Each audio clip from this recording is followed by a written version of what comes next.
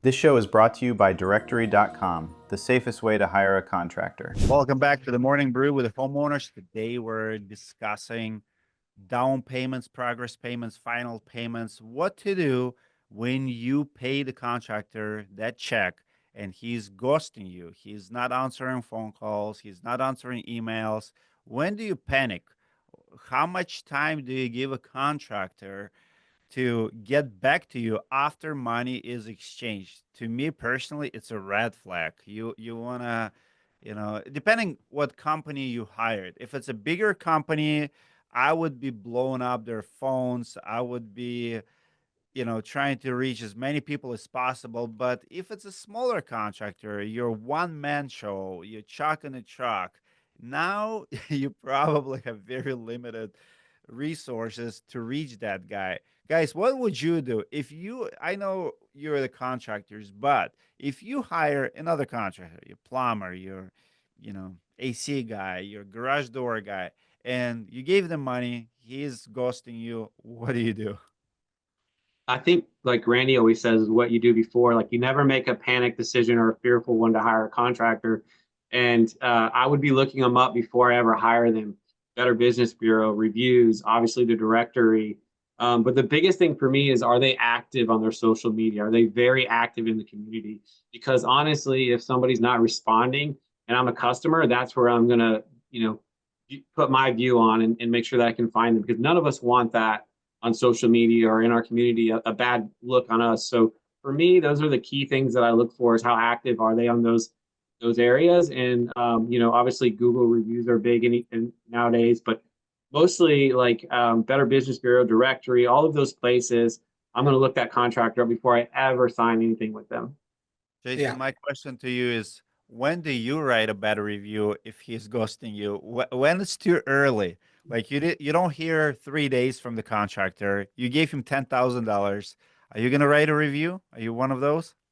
No, I wait to write my review. It takes a while for me to write it. I want to get the work done first, and then I depend on how I'm going to write the review.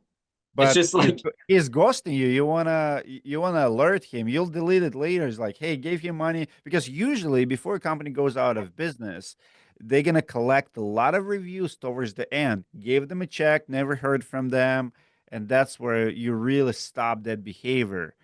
Uh, I think that's it's a better. good point. Yeah, so for me, all of our bad Google reviews go directly to my inbox first. So I Yeah. would hope that most owners would be like that. So if you want to get a hold of me, that's typically the number one email that I'm checking every day. So it is a good way to get a hold of them. I think social media is a big one.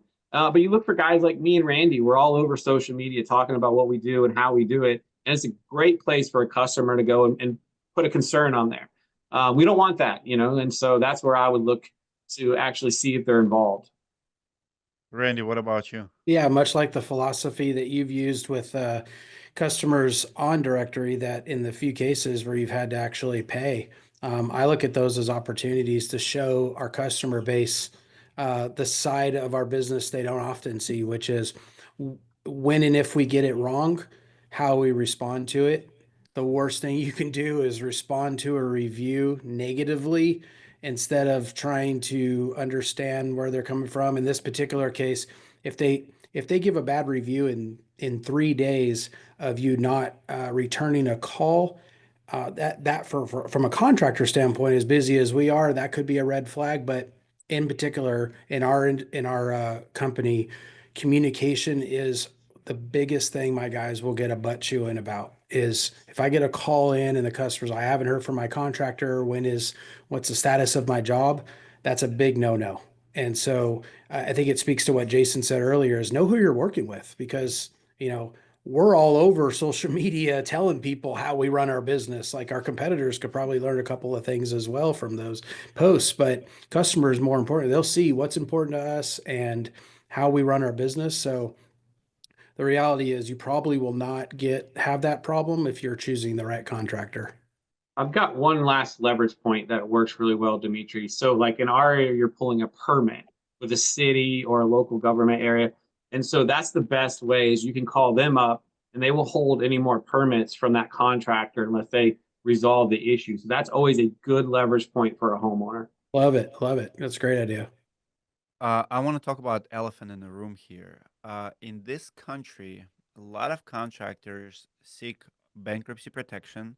I recently heard a story from Dan Young, my good friend from Iowa. He hired garage door guy, gives him a check, and right after he cashed the check, the guy files bankruptcy, right? Unfortunately, a lot of people, a lot of contractors do file bankruptcy, even though they're not bankrupt. I dealt with one of the directory claims early on. The guy was doing $2 million in business, right? $2 million company. If you run $2 million business and you have $70,000 mistake, $100,000 in debt, wherever the case is, you're not bankrupt. You can choose to to file bankruptcy, but you're not bankrupt yet. You can easily come out of that hole. You're in a hole. You have to fix a lot of things. Maybe, you know, change your diet on rice and beans for a couple months and lose a few pounds and work extra hard, but you're not bankrupt. Unfortunately, contractors who got in financial mess know that they're in a mess. And where's this fine line between being complete fraud, knowing that you're going to close your doors 2 weeks from now, 3 weeks from now? Don't let your sales reps, don't tell anyone, but just keep selling, keep lying to people, keep collecting checks, and then file a bankruptcy, screwing your lost customers. We did a story last year in not far from here. $17 million company files bankruptcy. Their last couple hundred clients actually got screwed. So what are you gonna do? Like, and pretty much intentionally, they knew they're going out of business. Ownership knew. They just keep selling until last moment. How sad is that? Very. So how Yeah. do you see and hear those stories in your markets? Is it popular in Texas? Is it popular in Florida? Do you see those kind of deals? Because what I see is contractors, especially roofers, they got in financial mess, they file bankruptcy, and they start new businesses under wives' names, partners' names. We see that all the time. Yeah. Honestly, I think that matters how long they've been in business. That's one of the best ways to look at that is how long they've been in business. A lot of new companies will change the name every 2 years, and that's how they offset the bankruptcy. But a big thing in Florida is you want to get a lien release. You want to get that from the distribution so that if the contractor doesn't pay his distribution bill, it doesn't come back on you as a homeowner because that happens all the time here in Florida. So upon final payment, you're going to ask for a lien release, which means they can't come back for you for the material that was never paid by the contractor. That's a big thing here in Florida. Yeah, unfortunately, just the opposite is the case here in Texas, which I don't agree with. Obviously, as somebody who pays his bills, I think that the distributor should have the right to lien wherever the material was used. And in Texas, they don't have that on the residential side. You can do it on the commercial side, but on the residential side, uh, and I believe, gosh, back when I got into the business, I think you could do it, and I think they changed the law since. But yeah, it's an unfortunate reality is for the homeowners is that's not an option on the residential side.